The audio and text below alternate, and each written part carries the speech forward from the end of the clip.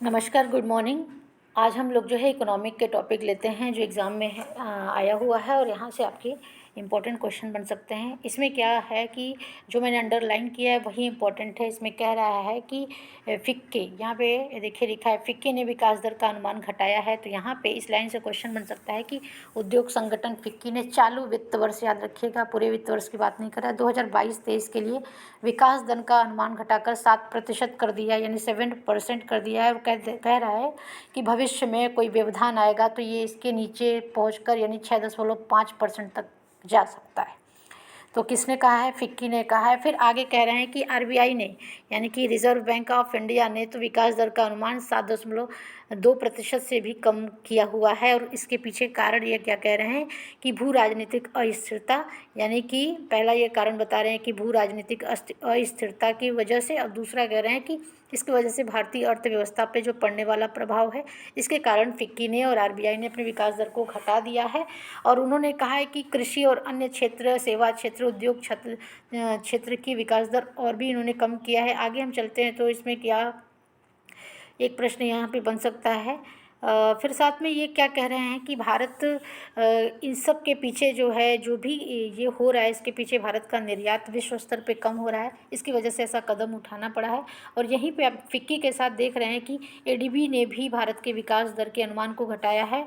ADB जो है Asia की डेवलपमेंट बैंक है, इसको हम शॉर्ट में एडीबी कहते हैं, एशियन डेवलपमेंट बैंक है। कह रहे हैं कि रूस और यूक्रेन में, यानी विश्व स्तर पर जो रूस और यूक्रेन का युद्ध हो रहा है, और साथ में विश्व में जो कोरोना संकट था, इसकी वजह से जो प्रभाव पड़ा है, उसके कारण जो है एडीबी, एशियन डेवलपमेंट ने भारत के विकास दर के अनुमान को घटाकर 7.2 कर दिया। पहले इन्होंने क्या किया था, अनुमान दर 7.5 था और 0.3% इन्होंने घटा दिया है। इन्होंने कहा है कि 2022 के समाप्त होते हुए वित्तीय वर्ष के लिए विकास दर का अनुमान इन्होंने वित्तीय वर्ष का अलग रखा है, चालू वर्ष का अलग रखा है। तो वित्तीय वर्ष के लिए कह रहे हैं, कौन कह रहा है? एडीबी 8.9% से घटाकर ये 8.7% किए हैं। ये वित्तीय वर्ष, एक वित्तीय वर्ष कब से कब तक होता है मुझे बताइएगा। और चालू वर्ष में कितना कह दिए हैं? चालू वर्ष में इन्होंने कहा है 7.2 कर दिया है। यानी अगर पूछेगा कि एडीबी ने चालू वर्ष में अनुमान कितना किया है तो 7.2, और अगर पूछेगा वित्तीय वर्ष 2022 के लिए कितना किया है तो ये 8.7 कर दिया है। और इसके पीछे कारण यही बता रहे हैं कि विश्व स्तर पे जो स्थितियां बनी हुई है उसकी वजह से। सेकंड टॉपिक है कि ये आपके फ़ोटो में जो दिख रहे हैं ये आपके सीजेआई हैं। सीजेआई भारत का कौन है? चीफ जस्टिस ऑफ इंडिया, इनको कहते हैं एवी रमन्ना।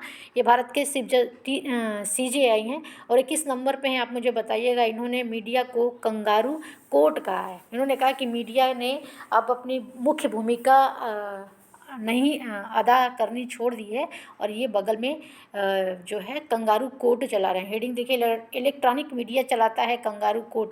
आगे कह रहे हैं कि ये स्टेटमेंट प्रश्न पूछ सकता है कि ये हाल ही में मीडिया को कंगारू कोर्ट किसने कहा है? तो सीजेआई यानी चीफ जस्टिस ऑफ इंडिया इन्होंने कहा। या इन्होंने कहा है एक चीज़ और इन्होंने कही है कि प्रिंट मीडिया जो है अपनी जिम्मेदारी को बखूबी निभा रहा है, जबकि इलेक्ट्रॉनिक मीडिया और इंटरमीडिया अपनी जिम्मेदारी को भूल रहा है। अतः इलेक्ट्रॉनिक और इंटरनेट मीडिया को अपनी जिम्मेदारी निभानी चाहिए। इसी को ध्यान में रखते हुए आपके जो है सूचना और प्रसारण दिवस के समारोह में सूचना एवं प्रसारण मंत्री अनुराग ठाकुर ने कहा है कि इस तरह की टिप्पणी से यह प्रश्न मीडिया की विश्वसनीयता पर प्रश्न उठता है। अतः मीडिया को अपनी भूमिका जो है सतर्क होकर निभाने की आवश्यकता है। ये कोई भी समाचार देते समय आप जो है, उन्होंने कहा मीडिया बंधु से हम आग्रह कर रहे हैं कि कोई भी समाचार, कोई भी चीज़ को प्रस्तुत करते समय एक बार उसका परीक्षण कर लें कि इससे क्या प्रभाव पड़ने वाला है। तो ये यहाँ से बस एक ही क्वेश्चन बन सकता है। और तीसरे टॉपिक पे हम आते हैं, तो इसमें लिखे हैं नीरज चोपड़ा के बारे में है। नीरज चोपड़ा को आप कोई पहचान के मोहताज नहीं है, हर व्यक्ति नीरज चोपड़ा की तरफ बनना चाहता है, और उनका तो डीपी अपने मोबाइल में लगाते हैं। तो ये नीरज चोपड़ा कल इन्होंने क्या किया है, प्रयास तो गोल्ड का इन्होंने किया था, लेकिन सिल्वर भी कम नहीं है, सिल्वर हमारे हाथ में आया है। तो विश्व में अमेरिका के यूजीन में, यानी कि विश्व एथलेटिक चैम्पियनशिप का आयोजन किया गया था, और वहीं अमेरिका के विश्व एथलेटिक चैम्पियनशिप यूजीन में ये जो है पहली बार इनके द्वारा पहली बार जो है सिल्वर मेडल जीत के, भाला ये फेंकते हैं तो जैवलिन में इन्होंने क्या किया है, जैवलिन में ये जीते हैं, सिल्वर जीते हैं इसके ये गोल्ड का प्रयास किए लेकिन नहीं हो पाए। कह रहे हैं कि ये जो पदक जीतने वाले पहले भारतीय नहीं हैं इस तरह विश्व एथलेटिक चैम्पियनशिप में। इसके पहले भी एक पदक आ चुका है, लेकिन वो जो है लंबी कूद में 2003 में पेरिस में जो है अंजू बॉबी जॉर्ज ने जीता था। एकमात्र पदक अभी तक था, वो लंबी कूद में जीती थी और कांस्य था। यानी अंजू बॉबी जॉर्ज जो थी लंबी कूद में, इन्होंने कांस्य पदक जीता था। कब? 2003 में। कहाँ पे? फ्रांस के पेरिस में जीता था। और ये कहाँ पे जीते हैं? अमेरिका के यूजीन में जीते हैं। और ये क्या जीते हैं? ये जो है भाला फेंक में जीते हैं। और क्या जीते हैं? सिल्वर जीते हैं। और इनको विश्व स्तर पे बहुत सारी बधाइयाँ मिल रही हैं। माननीय प्रधानमंत्री जी भी इनको बधाई दिए हैं। लेकिन इसके पहले गोल्ड कौन जीता है ये देखते हैं। तो गोल्ड जीतने वाले विश्व के जो खिलाड़ी हैं, इनका नाम है एंडरसन पीटर्स ग्रेनेडा। ग्रेनेडा देश के जो ग्रेनेडा देश है, यहाँ के एंडरसन पीटर्स हैं। दूसरे नंबर पे नीरज चोपड़ा भारत के हैं। और तीसरे नंबर पे याकूब जो हैं, याकूब वाल्डेस चेक गणराज्य के हैं। तो यानी पहला ग्रेनेडा, दूसरा भारत, तीसरा चेक गणराज्य। पहले खिलाड़ी का नाम एंडरसन पीटर्स है, दूसरा नीरज चोपड़ा, तीसरा याकूब वाल्डेस। अब देखते हैं कि कितना कितना इन्होंने किया। सर्वश्रेष्ठ प्रदर्शन में जाएंगे तो 90.54 मीटर इन्होंने किया है, 88.13 मीटर इन्होंने किया है और 88.09 मीटर में कांस्य पदक जीता है ये चेक गणराज्य के याकूब वाल्डेस ने। तो यहाँ से क्वेश्चन बन सकता है, इसको बताइएगा। अब एक क्वेश्चन मैंने यहाँ पे बनाया है, देखिए आप इसको सॉल्व तो अभी कर लेंगे क्योंकि ये अभी टॉपिक करंट का है।